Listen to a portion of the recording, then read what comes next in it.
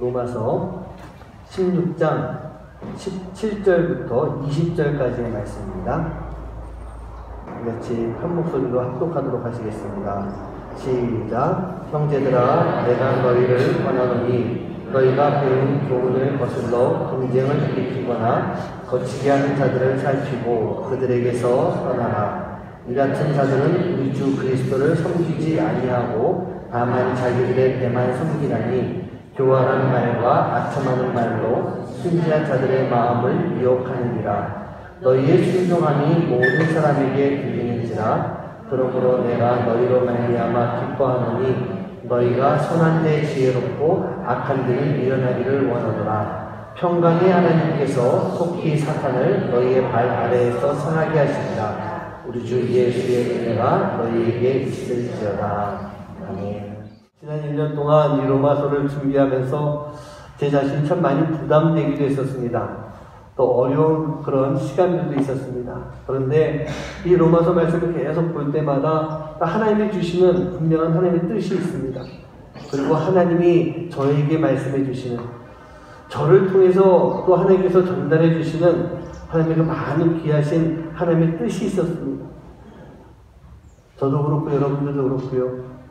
하나님의 뜻이 무엇인지 잘 알고 이제 올 한 해를 잘 마무리하면서 또 2020년 새해를 또다시 거룩함으로 나아갈 수 있는 여러분 한 분 한 분 되시기를 주님의 이름으로 간절히 축원합니다. 이 로마서의 말씀이 많이 부담되고 어려웠던 것도 사실입니다. 하지만 제가 늘 말씀드리지만요, 우리 성도님들 신앙생활을요 너무 쉽게 하는 것 절대로 그래서는 안 됩니다. 편하게 하는 것 그것도 안 됩니다. 우리는 마음 가운데, 우리 영혼 가운데 늘 언제나 거룩한 부담감을 가지고 살아갈 수 있는 삶, 그 삶을 살아가는 것이 진정한 신앙인의 삶의 모습인 것입니다. 그 거룩한 부담이 있을 때 하나님이 우리를 만져주십니다. 믿으십니까? 하나님이 우리를 인도하십니다.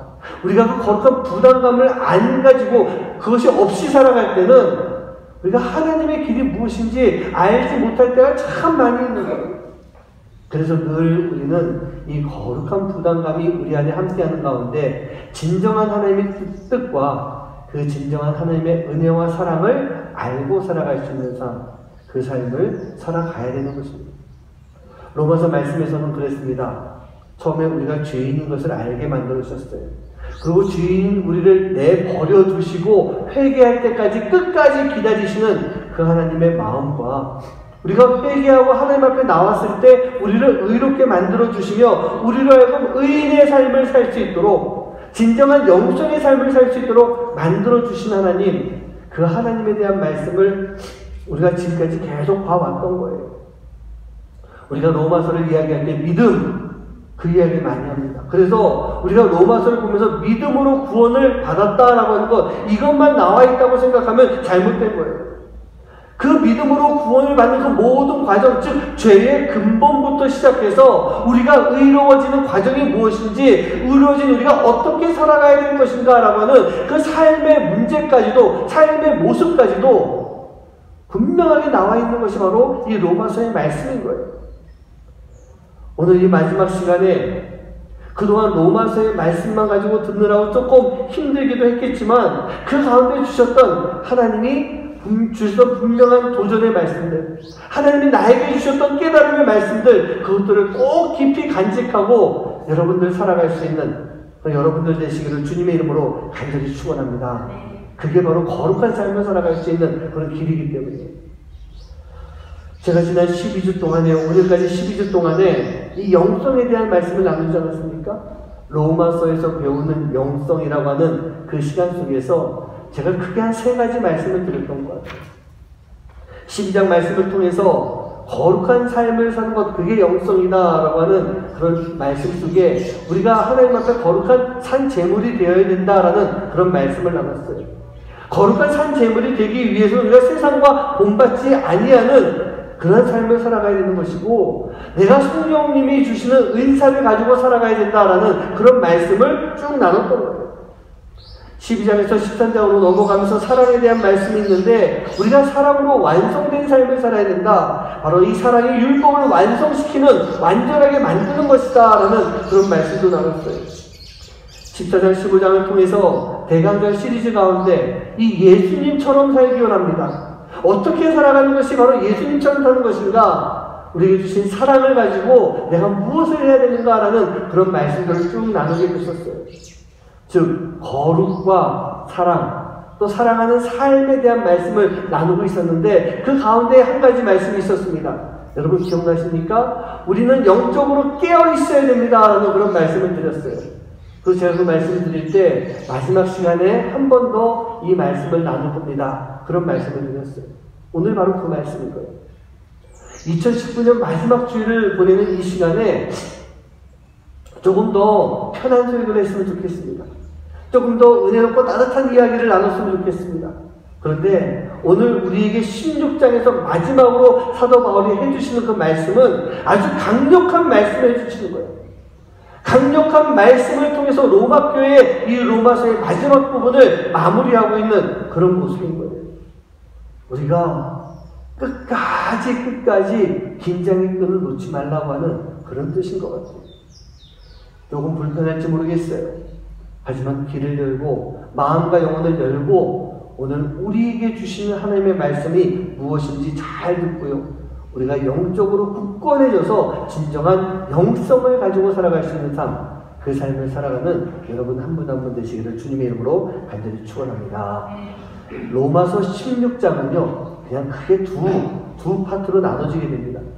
1절부터 16절까지 있는 말씀과 21절부터 27절까지 있는 말씀을 통해서 이게 문안에 대한 이야기가 나오면서 마무리를 하고 있습니다. 사도 바울이 자신과 함께 사역했던 사람들의 이름을 쭉 열거합니다. 그러면서 그들에게 일일이 문안할 것을 요청하고 있는 거예요. 사도 바울과 함께 사역했던 사람들이 누구겠습니까? 바로 사도 바울과 함께 동역했던 사람들이에요.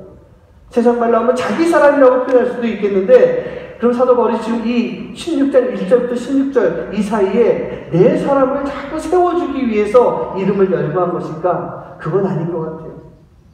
왜 이 사람들의 이름을 열거했을까? 여기 나와 있는 사람들의 이름은요 다 사도 바울과 함께 고난의 길을 걸어갔었던 하나님의 길을 걸어갔었던 그 선교의 사역 가운데 함께 동참하고 지금까지 살아왔던 사람들이에요. 이 사람들을 통해 가지고 초대교회들이 문을 열게 됐고 초대교회들이 자리 잡게 되며 교회가 형성되고 이끌어지는 그런 모습 속에 있었던 것입니다. 사도 바울은 바로 그러한 사람들의 이름을 열거하면서 그들을 치하하고자 하는 마음도 분명히 있었어요. 근데 더 중요한 건 뭔지 아십니까? 바로 로마 교회 성도들에게 이러한 사람들에 대한 이름을 소개해주고 알려주면서 로마 교회 성도들 너희들도 절대로 교회를 떠나지 말고 이 교회를 잘 지켜야 된다. 어떤 어려움 속에서도 이 교회가 계속 하나님의 교회로 하나님의 나라로 이 땅 가운데 자리를 잡고 있어야 된다. 지켜야 된다라고 하는 것 그것을 로마 교회 성도들에게 지금 도전하고 있는 그런 말씀인 것입니다. 그래서 많은 사람들의 이름을 불러가며 그들에게 문안하기를 요청하는 그런 사도 바울의 마음이었던 거예요. 또 한 가지 오늘 말씀에 나오는 중요한 말씀이 있습니다. 문안 인사가 앞뒤로 나와 있는 그 중간 가운데 즉 너희들 교회를 잘 세워야 된다라고 하는 그 말씀을 하고자 그 문안 인사를 하는 그 사이에 4절의 말씀을 통해서 영적인 분별력을 가질 것을 권면하는 그것도 아주 강력하게 권면하고 있는 그 말씀이 있는 거예요. 단순하게 문안 인사가 아니라 뭐라고 했습니까? 너희들도 이 사람들과 같이 로마 교회를 잘 세워야 된다. 그 말씀을 하면서 중간에 그러기 위해서 너희들이 영적인 분별력을 분명히 가져야 된다라고 하는 그런 말씀을 해주고 있는 거예요. 교회는요 이 교회를 지킬 수 있는 성도들이 있어야 됩니다. 여러분 그냥 교회 출석하는 성도가 아니고요. 내가 나가고 있는 이 교회를 나이로비 한일교회를 지킬 수 있는 성도들의 모습이 반드시 있어야 되는 거예요. 왜 깨어서 기도해야 됩니까? 왜 깨어서 우리가 신앙생활을 하고 있어야 됩니까? 사단이 하려고 하는 것은요. 바로 이 교회를 무너뜨리려고 하는 것 그게 바로 사단이 계획하고 있는 모습이기 때문입니다. 제가 늘 말씀드리지만 교회를 무너뜨리는 가장 좋은 방법은 가장 첫 번째 방법은 담임 목사 또 쓰러뜨리면 되는 거예요. 담임 목사 타락시키면 되는 거예요. 담임 목사가 목사답지 못하게 만들면 되는 거예요. 그리고 그 다음이 뭐냐? 여러분들이에요. 여러분들로 하여금 그냥 잠자게 만들면 되는 거예요. 그리고 깨어났을 때 여러분도 성도들이 싸우게 만들면 되는 거예요. 성도들이 말씀을 듣지 않게, 말씀을 들어도 느끼지 못하게, 느낀다 할지라도 행하지 못하게 만들면 그 교회는 무너질 수밖에 없는 거예요. 교회가 존재한다 할지라도 교회 역할을 못하게 만드는 거예요. 그게 바로 사단이 계획하고 있는 것입니다. 저도 목사로서 이제 한 20년 목회를 하고 있습니다. 20년을 목회했고 앞으로 한 20년 가까이 더 목회를 할 것 같은데, 지금까지 오면서 참 많은 이 사단의 공격을, 또 시험을 느끼게 해요. 저를 무너뜨리려고, 나로 하여금 목사답지 못하게 만들려고, 목사로서의 역할을 감당하지 못하게 만들려고 참 많은 시험이 있었어요. 근데 그럴 때마다 제 마음속에 포기하고 싶은 생각이 들 때도 참 많이 있었어요. 그런데 그러한 때마다 지금까지 20년 동안에 하나님은요, 알려주시더라고요. 하나님이 깨닫게 해주시고요. 정말 다 내려놓고 싶은 마음이 들 때마다 다시 제 마음을 붙잡아주세요. 그리고 다시 세워주세요. 그리고 하나님의 도우심을 통해서 지금 이 길을 걸어가도록 지금까지 그렇게 만들어주셨어요. 저뿐만 아니라 제가 목사로서 우리 성도님들을 이렇게 바라보고 있을 때, 우리 성도님들을 보면서 정말 힘들고 어려우신 분들이 있잖아요. 너무나도 힘들게 살아가고 있는 그런 모습을 보면서 제가 해줄 수 있는 게 뭐겠어요? 집사님 힘내세요. 집사님 더 기도하세요. 집사님 말씀을 더 사모하세요. 라고 이렇게 말해주는 거하고, 제가 새벽에 이 자리에 앉아가지고 성도님들 생각하면서 기도하는 것, 이름이 떠올릴 때마다 그냥 마음속으로 하나님, 우리 집사님 도와주셔야 돼요. 이렇게 기도하는 것 외에는 제가 할 수 있는 게 없었어요. 그런데 하나님께서는요, 그런 어려운 성도님을 바라보면서 우리가 함께 기도하고 있는 그 시간에 정말 놀랍게 역사하시면서 도와주시는 모습들, 그 모습들을 계속 보여주시더라고요.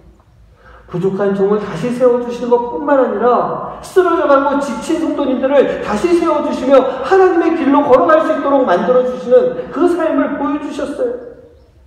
고쳐주셨어요. 그런데 여러분, 그렇게 될 수 있는 원인이 뭔지 아십니까? 제가 기도해서요? 물론 제가 기도했기 때문에 그렇게 될 수도 있었겠죠. 요만큼. 저는요, 분명하게 말씀드리지만 저도 그렇고 우리 성도님들도 그렇고 그렇게 하나님의 도우심이 있고 하나님의 역사가 나타나는 것은 바로 그분들이 깨어있기 때문입니다. 깨어서 하나님을 볼 수 있기 때문이에요. 깨어서 하나님을 꼭 붙잡을 수 있는 그러한 그 삶을 만들어주셨기 때문에 하나님께서 그 안에서 놀라운 역사를 이루어주셨던 것입니다. 저와 제 아내가 이곳에 와서 지금 몇 년째 계속 우리 성도님들을 대상으로 1대1 제자교육을 계속하고 있어요. 성경 공부를 하고 있는 거예요. 원하는 성도님들이 계실 때 제가 해드리기도 하고요. 또 목회적인 입장에서 그 차원에서 바라봤을 때 꼭 필요하신 분들이 있어요. 그럼 권면합니다. 또 권면했을 때 순종하고 저와 또 제 아내와 함께 부부가 같이 1대1 성경 공부를 할 때가 이게 종종 있었어요. 지금까지 쭉 그렇게 해왔어요. 그런데 놀라운 것은요, 그렇게 1대1 제자형으로 성경 공부를 하는 그 시간 속에 그 성도님이 가지고 있는 어려운 문제들이 해결될 때가 참 많이 있었어요. 기가 막히게 해결되는 거예요. 정말 간증해도 될 만한 그런 일들이 그 성도님들 그 삶 속에 나타나시더라고요. 근데 이런 말씀을 드리면 그렇게 생각할 수도 있어요. 아, 1대1 제자형으로 성경 공부를 하니까 하나님이 도와주셨구나. 그렇게 생각할지도 모르겠어요. 그런데 제가 분명히 말씀드릴게요. 아니에요. 1대1 제자형용 성경 공부를 했기 때문에 문제가 해결되는 게 아니에요. 그 성경 공부를 하는 동안에 뭘 합니까? 다른 거 생각 안 해요. 하나님 말씀만 붙잡는 거예요. 하신 분들 알겠고 가르쳐 보신 분들 아실 거예요. 정말 1대1 제자형용은요, 말씀만 가지고 하고 있는 거예요. 그냥 말씀만 쭉 읽어 나가고 있어요. 물론 제가 뭐 이런저런 이야기도 해주고 하시는 분이 간증처럼 저 이랬어요 저랬어요 얘기하겠지만 이 내용은 뭐냐? 말씀을 읽고 말씀을 쓰면 되는 거예요. 다른 건 없어요. 근데 그게 답이더라고요. 하나님 말씀을 꼭 붙잡고 있고요. 하나님 바라보고 기도만 하고 있으니까 하나님이 그 어려운 문제를 해결해 주시는 그 역사가 나타나는 거예요. 공부 자체가 해결이 아니라 하나님 말씀을 붙잡고 있을 때 하나님의 놀라운 역사를 보여주셨던 것입니다. 그리고 그 시간이 뭐예요? 바로 하나님만 의지하겠습니다 라고 하는 그런 고백이기 때문인 거예요. 우리 사랑하는 성도님들, 여러분들이 하나님 말씀만 붙잡고 있는다라고 할 때 하나님이 도와주시지 않으실까요? 여러분들이 하나님 말씀만 꼭 붙잡고 있는데 무엇이 옳은 것인지 무엇이 잘못된 것인지를 알지 못할까요? 하나님의 말씀만 꼭 붙잡고 있는데 진정한 하나님의 뜻이 무엇인지 영적인 분별력을 우리가 가질 수 없을까요? 내 사랑하는 성도님들, 여러분들께 권면합니다. 강하게 권면합니다. 하나님의 말씀만 붙잡으시기 바랍니다. 그냥 말씀을 눈으로 읽고 끝나는 그 모습이 아니라 이 말씀 속에서 하나님이 주시는, 나에게 주신 하나님의 뜻이 무엇인지 알 수 있는 그런 영적인 분별력이 우리 안에 반드시 있어야 돼요. 그래야만 우리가 올바른 것이 무엇인지 깨달아 알 수가 있게 되는 것입니다. 오늘 설교 시간도 마찬가지입니다. 하나님 앞에 간절하게 기도하는 마음으로 들어보세요. 홍 목사가 전하는 말씀이 아니라 부족한 종을 통해서 하나님이 지금 여러분들에게 어떤 말씀을 주시는가 간절한 마음을 가지고 기다려보세요. 오늘 여러분들에게 임하시는 하나님의 뜻이 무엇인지 분명히 알 수 있게 되는 것입니다. 바로 이러한 영적인 분별력이 우리에게 있을 때 우리가 교회를 지킬 수 있고 내가 나 자신을 지키며 내가 서 있어야 되는 그 자리에 서 있을 수가 있게 되는 것입니다. 성도님들, 사단은요 내가 서 있어야 되는 그 자리를 자꾸 빼앗아가요. 여러분들이 오늘 이 자리에 있어야 되는 것, 이 자리에 앉아 있어야 되는데 이것을 놓치게 되면 사단이 이것을 뺏어가 버려요. 그럼 오늘 여러분들은 이 자리에 있을 수가 없는 거예요. 교회에 대해서, 목사에 대해서 불만을 가지고 교회 분란을 일으키거나 밖으로 나가버리게 되는 그런 모습들, 여러분 이게 다 사단이 일하고 있는 그런 모습인 것입니다. 지금 그런 것을 우리 눈앞에 두고 또 그렇게 살아가고 있는 우리에게 사도 바울이 오늘 뭐라고 말씀하십니까? 같이 한번 읽어봤으면 좋겠어요. 16장 17절입니다. 시작. 형제들아,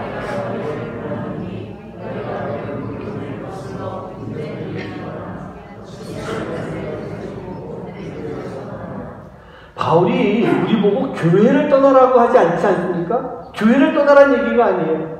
바울은 우리에게 말합니다. 교회를 거스르는 그런 자들로부터 떠나라. 우리 안에 보면요, 로마 교회 아니고 마찬가지였지만 교회를 거스르고 있는 사람들이 분명히 있다는 얘기예요. 교회 밖에 있는 게 아니고 교회 안에 있어요. 우리가 그러한 사람들로부터 그들과 함께 하지 말고 그들의 곁을 떠나라는 얘기입니다. 같이 있지 말라는 얘기예요. 그러기 위해서 우리가 해야 할 일 먼저 무엇입니까? 살펴야 되는 것입니다.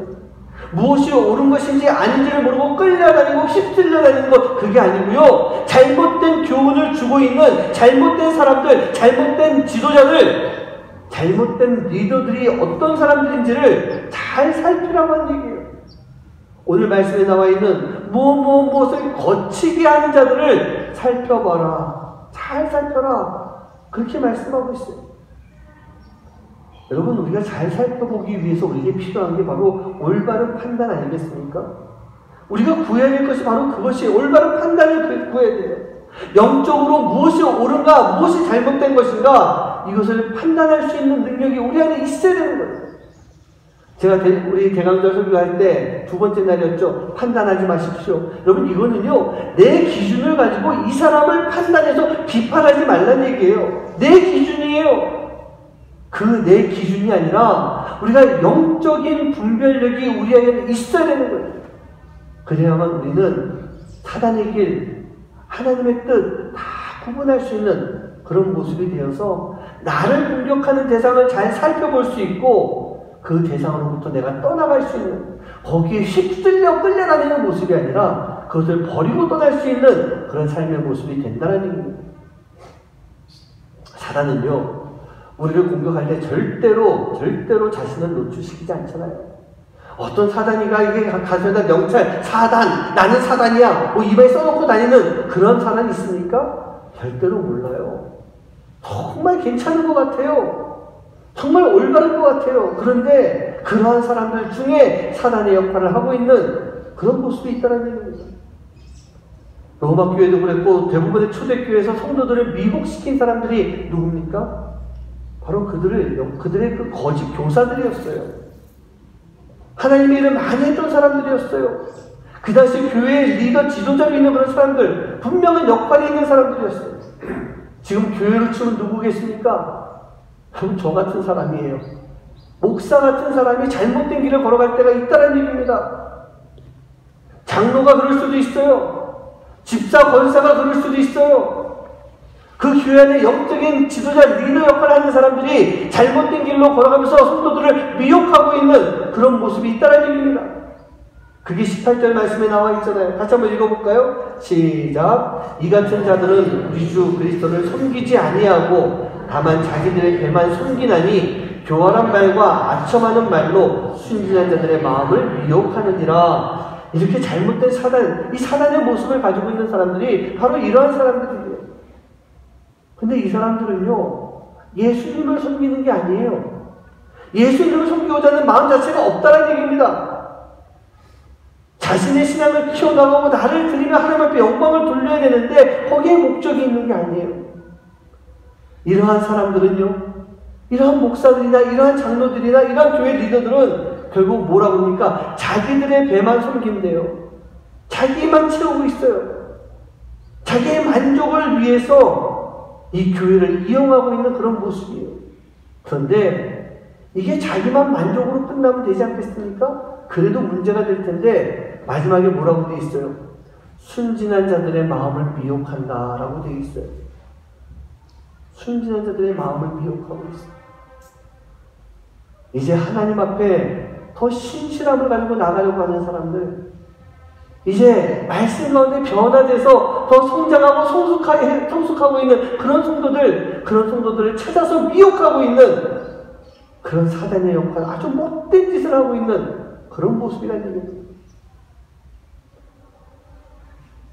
제가 아까 광고하면서 11조에 대한 말씀을 드렸지만 저는 교회 안에서 대표적인 예가 11조, 예배, 그 밖에 여러 가지 있겠죠. 그런 부분이라고 생각해요. 저는 이 11조 문제를 여러분에게 몇 차례 자주 말씀드렸어요. 여러분, 제가 분명하게 말씀드립니다. 11조는요, 하나님의 것이에요. 제가 얘기하는 거 아니에요. 말씀 속에 나와 있잖아요. 하나님의 것이라고.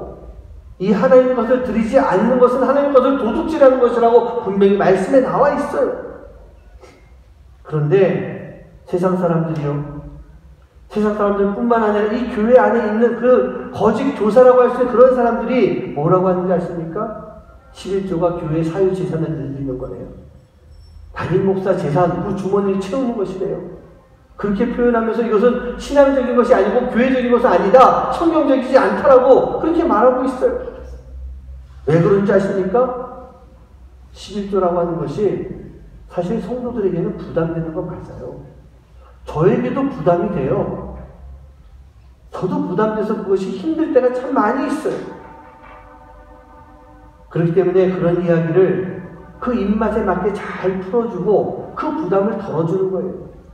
그러면 성도들이 좋아하잖아요. 그렇기 때문에 세상에서 그렇게 잘못된 것을 가르치고 있는 거짓 교사들이 분명히 있다는 얘기입니다.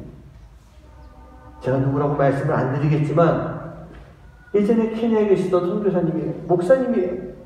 사역을 마치고 한국 들어가셨어요. 지금은 어떻게 하시는지 모르겠지만 그 당시 페북에다가 외부 글 하나 이렇게 갖다 올려놨더라고요.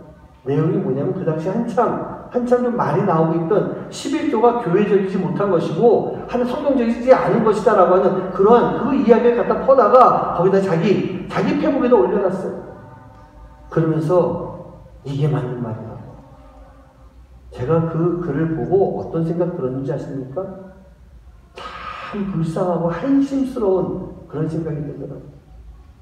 아니, 목사가 되어서 11조의 삶을 왜 얘기하지 못합니까? 목사가 되어서 왜 11조가 주는 축복을 왜 얘기하지 못하냐는 얘기예요. 그 목사는, 그 선교사는 본인 스스로가 11조 생활을 안 했기 때문이에요. 11조의 축복을 경험하지 못했기 때문이에요. 그리고 말씀을 제대로 붙잡고 있지 못하고 있는 그런 어리석은 모습이었기 때문이에요. 이름만 목사지, 이름만 선교사지, 정말 하나님의 일을 감당하고 있는 그런 모습이었을까? 참 불쌍하고 한심스러운 그런 모습이었어요. 그 사람은 나이를 많이 교회 성도인데, 다른 헌금은 제가 말씀 안 드리겠어요. 월 감사한 거면 얼마씩 하십시오? 그런 거 안 해도 돼요. 여러분 감사하면 하면 돼요. 건축 헌금이요? 우리 유지보수 위해서요? 저거 안 하셔도 그냥 하나님이 다 주시더라고요. 차량 헌금이요? 내년에는 안 해요. 다 아직 채워지진 않았지만 안 했는지 안 해요. 왜? 하나님이 또 주실 것이기 때문에. 근데 제가 여러분들께 분명히 말씀드려요. 11조요? 하나님의 것이에요. 하나님의 것을 빼앗아가서 드리지 않으면 도둑질하는 거예요. 뭐 11조를 안 했다고 벌 받는 거는 제가 별로 보지 못했지만 11조 해보세요. 하나님 거 드려보세요. 말씀에 있잖아요. 얼마나 축복을 해주시는지 시험해보라고요. 저는 여러분들이 이 11조에 대해서 다른 사람들, 잘못된 사람들의 그 거짓된 말, 그 말에 넘어가지 않았으면 좋겠어요. 그게 여러분들이 가지고 있어야 되는 영적인 분별력이라는 얘기입니다. 또 한 가지 예배 좀 얘기할게요. 여러분, 예배는 뭡니까? 오늘 여러분들 와서 예배 드리고 있지만 주일 11시에 와서 예배 드리고 있는 것, 바로 하나님께 내가 드리는 시간이에요. 주일 11시면은 사실 놀기 얼마나 좋은 시간이에요. 근데 내가 이 시간을 드리고 있다는 얘기예요. 예배는요, 내가 편한 시간에 드리는 것이 절대로 아니에요. 내가 가장 드리기 힘든 그 시간까지 하나님 앞에 드려야 되는 것, 그게 바로 예배예요. 제가 갖고 우리 성도들에게 그런 얘기 했었습니다. 뭐 주일날 지방에 가 있을 때, 지방에 갈 수밖에 없는 상황들이 있을 거 아니에요? 그때가 되면은 꼭 그 지방에 있는 교회에 가서 예배를 드리십시오. 물론 케냐는 한일교회가 여기밖에, 나이로비밖에 없잖아요. 지방에 내려가면은 뭐 현직 교회 가야 되는데 그것도 쉽지가 않아요. 그럼 제가 그때 뭐라고 그랬어요? 요즘 인터넷이 좋아요. 그곳에서 인터넷으로 연결만 하면은 바로 예배 실황들이 나오고 있는 그런 교회들이 있어요. 그곳에 가서 거기서 예배 드리시면 됩니다. 그런 말씀 제가 드렸어요. 여러분 기억나시죠? 그런 얘기 몇 차례 했었어요. 그런데 여러분, 제가 그 말씀 드린 이유는 뭡니까? 정말 부득불 불가피한 상황이 있을 때 그런 예배 드리라는 말씀이에요. 하나님께 예배를 드리는 그 예배가 나의 편리함에 맞춰서 변질되어서는 안 된다는 얘기예요. 정말 부득이한 상황에 대체 예배가 있는 것이에요. 그런데 우리는요, 이 대체 예배를 이용해서 지금 내가 온전하게 드려야 될 그 예배를 지금 비워버리고 있다는 얘기예요. 그것은요, 내 인생에 예배가 가장 중요한 것이 아니라 세상 것들 뒤로 밀려가 버리는 그런 모습이에요. 그런 때우기식의 예배 하나님 받으시겠습니까? 안 받으십니다.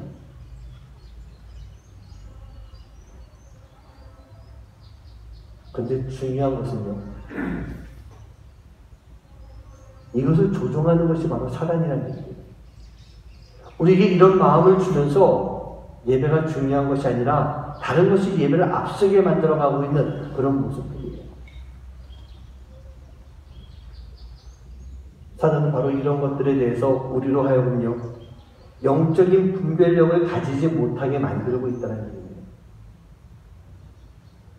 주님 앞에 예배해야 되는 그 시간에는 주님 앞에 나와야지 어디 갑니까?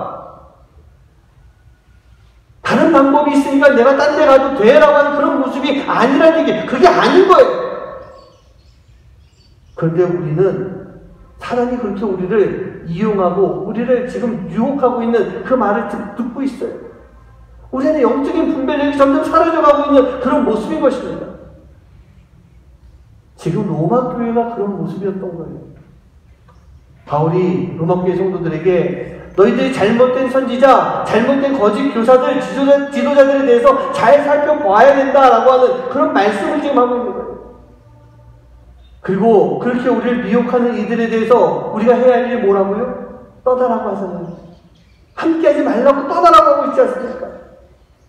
여러분, 이단이라는 게 다른 게 이단이 아니에요. 하나님의 교회 신천지같이 내가 하나님이고 내가 예수고 내가 구원자다라고 하는 그것도 이단이지만 우리가 교회가 교회되지 못하도록 만들고 있고 예배가 예배되도록 하지 못하고 있고 성도가 성도로서의 삶을 살아가지 못하도록 방해하고 있는 그런 세력들이 있다고 한다면, 그런 거짓 교사들이 있다고 한다면 그게 바로 이단이라는 얘기예요. 다른 게 이단 아닙니다. 그로 인해서 결국 교회가 성도가 그 역할을 다 내려놓게 만들어버리잖아요. 여러분, 그런 교회 있지 않습니까? 교회가 큰 작품간에 교회 모습이 아니에요. 교회의 길을 걷고 있지 못해요. 그럼 그곳에 있는 성도들도 마찬가지인 것입니다. 그러면 그러한 사단의 세력을 우리가 과연 어떻게 떠나가야 되겠습니까? 19절 말씀 한번 같이 읽어봅니다. 우리 함께 합독합니다. 시작. 너희의 순종함이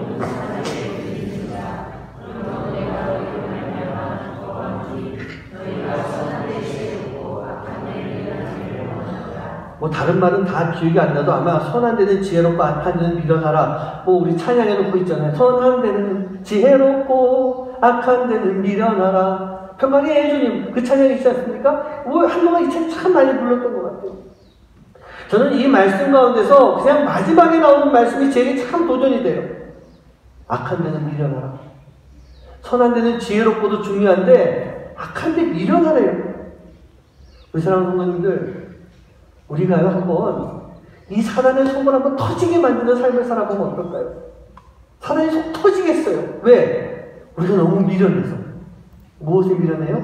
악한 데 미련한 삶을 좀 살라는 얘기입니다.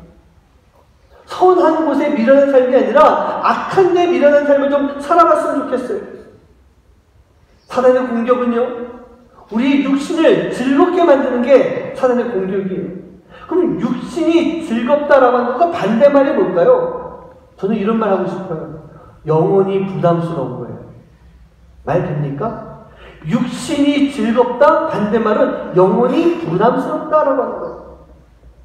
그래서 사단은요, 우리의 육신을 이 즐겁게 하기 위해서 우리의 영혼의 부담을 온갖 것을 덜어주려고, 온갖 것 방법으로 이걸 덜어주려고 하는 거예요. 그게 바로 사단이에요. 아까 말했던 11조 부담이죠. 근데 그걸 덜어주려고 하는 게 사단이잖아요. 예배 온전하게 드리는 거 부담이잖아요. 그걸 덜어주는 게 바로 사단이에요. 그래서 예배 시간에 이 시간에 여기 안 있어도 돼. 네가 인터넷 가지고 예배 드려도 되지 않아. 다른 예배를 드려도 되잖아. 라고 하면서 이 자리를 벗어나게 만들고 있는 거예요. 그러면 벗어나게 만드는 그 대체 방법이 그게 목적이 돼버리면 그게 예배가 될 수가 있겠습니까? 사랑하는 성도님들, 사단 앞에서요, 이 사단 앞에서 좀 미련하고 답답한 사람이 되면 어떨까요? 사단이 견디다 못해 속이 터져서 야, 내가 너랑은 절대 같이 못하겠다. 이 답답한 인간아, 이 미련한 인간아. 사단이 우리한테 이렇게 얘기하면 이게 성공 아니겠어요? 이게 진정한 크리스찬의 모습 아니겠어요? 우리의 영적인 분별력이 있으면 결국 우리는요, 사단의 시험을 뿌리칠 수 있는 거예요. 그리고 승리할 수 있는 거예요. 오늘 마지막 말씀도 한번 같이 읽어볼까요? 20절입니다. 시작. 평강의 하나님께서 속히 사단을 너희 발 아래에서 상하게 할 테니라. 우리 주 예수의 은혜가 너희에게 있을지어다. 여러분, 선한 데는 지혜롭고 악한 데는 미련할 때 우리가 어찌 보면 세상에 나가서 또 미련하는 소리를 들을 거예요. 악한 데 미련한 삶을 사는 것 자체가 하나님을 모르는 세상 사람들이 봤을 때는 아우, 저 미련 곰탱이 같은 인간아, 그런 이야기 할 거예요. 아까 11조 예배 얘기했지만 11조 하나님 앞에 10분의 1을 다 드려야 되는 거 세상 사람들 이해하겠어요? 가장 좋은 시간, 놀기 좋은 시간에 예배를 드려야 되는 건 세상 사람들 이해 못하겠죠. 그럼 우리한테 뭐라고 그러겠어요? 아이고, 미련하기도 해라. 좀 세상 좀 즐기면 좀 살아보면 어때? 그런 얘기 하겠죠. 여행도 좀 다니며 즐길 것 좀 즐겨. 그래도 괜찮아. 그렇게 얘기하겠죠. 하지만 그것이 사단이 주는 그런 음성이라면 여러분, 뿌리쳐야 되지 않겠습니까? 이런 곰탱한 소리를 하니 있더라도 뿌리쳐야 되는 거예요. 그렇게 했을 때 우리는 승리할 수 있다는 겁니다. 그리고 그 승리가 내가 하는 것도 아니라 오늘 말씀에 있는 것처럼 평강의 하나님께서 우리의 발 앞에 사단이 무릎 꿇게 만드는 거예요. 여러분, 상상해 보세요. 사단이 지금 나를 붙잡고 막 돌아다니고 나를 끌고 다니고 내가 휩쓸려 다니면서 세상 것과 즐기는 그 모습이 아니라 내가 딱 서 있는 그 자리에 사단이 무릎을 딱 꿇고 있어요. 멋지지 않습니까? 우리가 사단 앞에 좀 미련한, 악한데 미련한 삶을 살게 되면 사단이 두 손 두 발 다 들고 떠나가는데 결국 우리 발 앞에 무릎 꿇게 되는 그런 역사가 나타나는 거예요. 하나님이 그렇게 만들어주시는 거예요. 선한 곳에 지혜로워야 한다는 이 선한 것이 무엇일까요? 예수 그리스도 아니에요? 예수님이에요. 우리가 예수님 앞에서 우리는 예수님과 함께 예수님이 주시는 지혜로 지혜로운 삶을 살아갈 수가 있는 거예요. 그리고 예수님이 무엇입니까? 제가 로마서 첫 번째 초반에 그런 말씀 드렸어요. 사도 바울이 가장 소중하게 여겼던 이 복음이라는 것은 바로 예수 그리스도다. 여러분 믿으십니까? 복음이 예수 그리스도예요. 우리는 이 복음을 위해서, 복음을 지키기 위해서, 복음을 전하기 위해서, 즉 예수님을 위해서, 예수님을 지키기 위해서, 예수님을 전하기 위해서 우리 안에 분명한 영적인 분별력을 가지고 살아갈 수 있는 그런 삶의 모습이 되어야 되는 거예요. 순진한 우리를 미혹하고 넘어뜨리려고 하는 사단의 그 말, 사단의 꼬임, 그 혀 놀림에 우리가 절대로 넘어가지 말아야 되는 거예요. 요즘 참 안타까운 것이 요즘 세상에 복음이 많이 사라진 것 같아요. 즉 예수님이 없는 교회가 많이 있어요.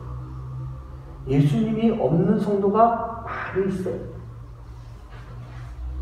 근데 사실 예수님이 없는 걸까요? 우리가 오늘 이 자리에 왔어요. 우리가 하나님을 믿겠습니다. 내가 예수님을 믿겠습니다라고 이 자리에 왔어요. 그럼 뭐예요? 예수님이 우리 안에 임재하신 거잖아요. 예수님이 이 안에도 안 계신데 우리가 이 자리에 나올 수 있을 것 같아요? 아니요. 다 우리 안에는 예수님이 있어요. 근데 문제는 뭐냐? 우리에게 영적인 분별력이 없으니까 내 안에 계신 예수님을 잊고 살아가는 거예요. 그걸 놓치고 살아가는 거예요. 그러다 보니까 예수님이 없는 것처럼 살아가요. 예수님이 없는 것처럼 말해요. 예수님이 없는 것처럼 사단에게 끌려다니는 그런 모습. 그 모습 속에 내 안에 계신 예수님이 얼마나 안타까우실까요? 얼마나 눈물을 흘리고 계실까요? 지난 주간에 우리가 성탄절을 이렇게 쭉 지나갔었습니다. 여러분들은 이 성탄절을 어떻게 보내셨어요? 미국의 이 보스턴에 소머볼이라고 하는 동네가 있는데 그 시청 앞에 예수님 성탄절을 맞아서 예수님이 오시는 그 형상을 이렇게 제작해놨어요. 바로 동방박사 세 사람이 아기 예수님을 경배하고 있는 그 모습입니다. 가장 많은 그런 형상 중에 하나잖아요. 근데 어느 날 이 구유에 아기 예수님을 뉘어놨는데 이 예수님이 사라진 거예요. 아기 예수가 없어졌어요. 동네 불량배 아이들이 장난을 친다고 그 아기 예수를 훔쳐갔던 것입니다. 그리고 어딘가 버려버렸다는 거예요. 성탄절이 다가오는데 그 지역 라디오에서 계속 이제 안내가 나갑니다. 아기 예수님이 없어졌습니다. 가져가신 분은 꼭 좀 돌려주세요. 아기 예수님이 없어졌습니다. 아기 예수님이 지금 안 계십니다. 계속 그 방송에 나가고 있어요. 우리가 성탄절에 대해서 좀 부정적인 이야기를 많이 들을 때가 있어요. 뭐 성탄절의 날짜가 뭐 정확한 게 아니니 날짜를 바꿔라. 아예 뭐 성탄절 그런 거 없애라. 뭐 기독교만의 날이니 없애라. 그런 얘기 하기도 하고요. 성탄 트리 같은 거 뭐 하려 하느냐 하지 말아라. 그러면서 뭐 이 성탄절을 없애자라고 하는 그런 이야기가 종종 나타나고 있어요. 그런 얘기가 들려요. 왜 성탄절을 없애야 되겠습니까? 왜 그런 말이 나오고 있을까요? 그것은 분명히 우리의 잘못이에요. 우리는 예수님이 안 계신 성탄절을 보내고 있을 때가 너무나도 많이 있다는 얘기입니다. 뭐 정확한 데이터는 아니겠지만 이런 데이터가 있더라고요. 1년 통계를 봤을 때 1년 중에 술이 가장 많이 팔리는 날이 성탄절이에요. 여러분 비록 가장 많이 팔리는 첫 번째 그날이 아니라 할지라도 얼마나 이날 술이 많이 팔리면 이런 이야기가 나오고 있어요. 더한 게 뭔지 아십니까? 1년 중에 가장 음란한 죄를 많이 지을 때가 성탄절 시즌이라고 하더라고요. 여러분 그런 곳에 과연 예수님이 계실까요? 그곳에 복음이 있을까요? 그런 곳에 진정한 구원이 있을까요? 우리가 그렇게 살아가고 있는 이유는 다른 게 아니에요. 우리 안에 영적인 분별력이 없기 때문에 내가 영적으로 깨닫지 못하고 내가 영적으로 깨어있지 못하고 내가 영적인 분별력을 가지지 못하고 살고 있으니까 우리에게 예수님이 없는 성탄절이 계속 반복되고 있는 그런 모습인 것입니다. 교회는요, 예수님의 복음 때문에 존재하는 그런 목적이 있습니다. 우리가 바로 이 복음을 지키고 예수님을 지켜나갈 때 우리 스스로의 믿음도 지킬 수 있는 것이고 우리 스스로가 그 복음을 붙잡고 구원받은 자의 삶을 살아갈 수가 있는 그런 모습이 되는 거예요. 복음은 우리를 강하고 담대하게 만들어줄 수 있습니다. 왜? 예수님이시기 때문에. 복음은 우리로 하여금 진리를 따를 수 있게 만들어주는 힘이 있습니다. 왜요? 예수님이 진리시잖아요. 그런데 요즘 세상에 복음이 없는 듯하게 보이는 그런 세상을 살아가고 있습니다. 우리는 이 복음을 지키기 위해서 우리가 영적인 분별력을 올바로 가지고 살아갈 수 있는 삶, 바로 그러한 삶을 통해서 정말 교회가 교회다운 역할을 할 수가 있고 성도가 성도의 모습을 가지고 살아갈 수가 있고 우리가 복음, 즉 예수 그리스도를 이 땅 가운데 전파할 수 있는 그런 삶이 될 수가 있는 거예요. 거기에 영적인 분별, 그 분별함이 없으면 우리가 이걸 감당할 수가 없잖아요. 사도 바울이 로마서 말씀, 믿음이라고 하는 것과 구원에 대한 계속 그 말씀을 쭉 해주신 이유가 뭘까요? 우리가 구원 받아야 되잖아요. 믿음 가운데 구원을 받아야 되는 것이고 우리가 구원받은 자의 삶을 살아가야 되기 때문에 지금까지 그 말씀을 쭉 해주셨던 거예요. 그리고 마지막으로 너희들이 그 삶을 지키기 위해서 꼭 필요한 게 무엇이냐? 바로 영적 분별력이라는 거예요. 오늘 이 자리에 계신 분들이 바로 그 분별력이 있었으면 좋겠습니다.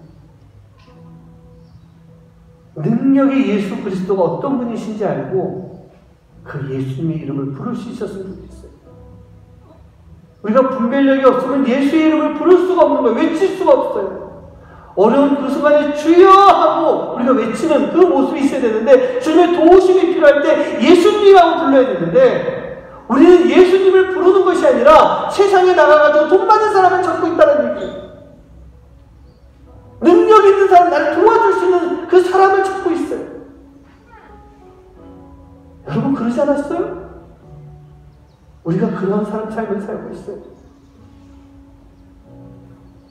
저도 돈이 필요할 때 하나님 앞에 기도해야 되는데 누군가가 떠오를 때가 있어요. 하나님 죄송합니다. 용서해 주세요. 그리고 다시 하나님 앞에 나아갑니다. 기도합니다. 그게 영적 분별력인 것 같아요. 저도 아직은 부족하지만 여러분들께 주님의 이름으로 강권합니다. 사랑하는 성도님들, 영적인 분별력을 가지시고 예수의 이름을 외칠 수 있는 여러분 한 분 한 분 되시기를 주님의 이름으로 간절히 축원합니다.